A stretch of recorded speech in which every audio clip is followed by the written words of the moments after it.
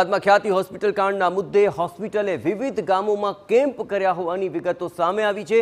PMJ યોજનાને હોસ્પિટલે રૂપિયા કમાવાની યોજના બનાવી દીધી અને હજુ સુધી હોસ્પિટલના ડાયરેક્ટરની અટકાયત પણ નથી થઈ।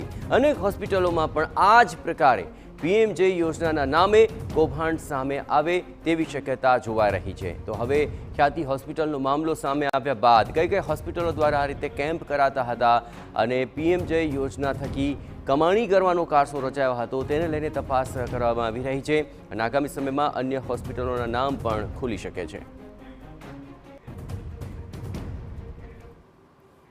આ જ મામલે વધુ વિગતે વાત કરવા માટે જોડાઈ રહ્યા છે TV9 સંવાદદાતા જિગ્નેશ પટેલ। જિગ્નેશ, આ પ્રકારના મામલા હવે ચોક્કસપણે સામે આવશે, પણ દરેક હોસ્પિટલો દ્વારા આ પ્રકારે કેમ્પ કરાતા હોય છે, પણ કેમ્પમાં આ યોજના એ કમાવાની યોજના સાબિત થાય તેને લઈને હવે શું ગતિવિધિ સામે આવી શકે છે? જિગ્નેશ,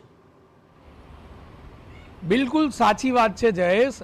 ગુજરાત હવે મેડિકલ માફિયાઓ માટે એક હબ બન્યું હોય તે પ્રકારની વાત જોવા મળી રહી છે, કારણ કે સરકારી યોજનામાં જો કૌભાંડ થતું હોય તો અન્ય તમામ જે કામગીરી થતી હોય તેમાં સરકારની પકડ અને આરોગ્ય વિભાગની પકડ કેટલી હશે તેના પર પ્રશ્નાર્થ ચિહ્ન આ ઘટનાના કારણે ઊભો થઈ રહ્યો છે। સૌથી મહત્વની બાબત કે ખ્યાતિ હોસ્પિટલની જે ઘટના સામે આવી છે તે ઘટના બાદ રાજકીય આકાઓનો હાથ આ હોસ્પિટલના તમામ ડાયરેક્ટર અને માલિકો પર હોય તે પ્રકારનું સ્પષ્ટ થઈ ગયું છે, કારણ કે અનેક દિવસો વીતી ચૂક્યા પરંતુ તેમ છતાં એક પણ ડાયરેક્ટરની ધરપકડ કરવામાં આવી નથી। માત્ર ને માત્ર જે ઓપરેશન કરનાર એક તબીબ હતા તેમની જ અટકાયત કરવામાં આવી છે। અત્યાર સુધીમાં જોઈએ તો કોઈ પણ પ્રકારે જે ડાયરેક્ટર કહી શકાય તે પ્રકારે ડાયરેક્ટરની કોઈ પણની અટકાયત હજી સુધી કરવામાં આવી નથી। નોંધપાત્ર બાબત એ છે કે જો આ તમામ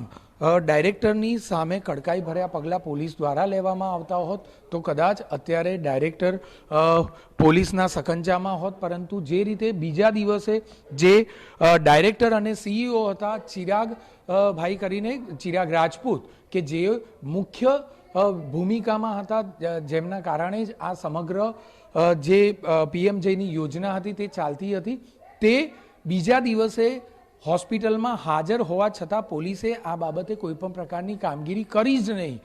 ચોંકાવનારી બાબત છે કે તેઓ મીડિયાને બાઇટ પણ આપી રહ્યા છે, પરંતુ તેમ છતાં તેમના વિરુદ્ધ કોઈ પણ અટકાયતના પગલાં ન લેવાયા, તેમની સામે કોઈ કાર્યવાહી ન કરાઈ અને આખરે આ જ જગ્યા પર તેઓ પોતે હાજર હોવા છતાં હવે તેમને ભાગવાની એક તક આપવામાં આવી હોય તે પ્રકારનું જોવા મળી રહ્યું છે। પીએમજે યોજના ખ્યાતિ હોસ્પિટલ માટે માત્ર ને માત્ર એક કમાવાની જગ્યા બની ગઈ હતી અને એટલા માટે જ આ યોજનાથી વધુમાં વધુ રકમ સરકાર પાસેથી કેવી રીતે પડાવવી તે એક લક્ષ્ય આ હોસ્પિટલનો બની ચૂક્યો હતો। લગભગ જોઈએ તો 6 મહિનાના અંદર જ 3 કરોડથી વધુ રકમ સરકાર પાસેથી પીએમજે યોજના હેઠળ આ હોસ્પિટલે પ્રાપ્ત કરી હતી અને આખરે તેમાં કેટલા બોગસ ઓપરેશન કર્યા તે સમગ્ર તપાસનો એક મામલો બને છે, પરંતુ સરકાર દ્વારા અને આરોગ્ય વિભાગ દ્વારા માત્ર ને માત્ર અત્યાર સુધીમાં 19 દર્દીઓની તપાસ કરવામાં આવી છે કે તેમના ઓપરેશન યોગ્ય રીતે કરાયા હતા કે ખોટા કરાયા હતા।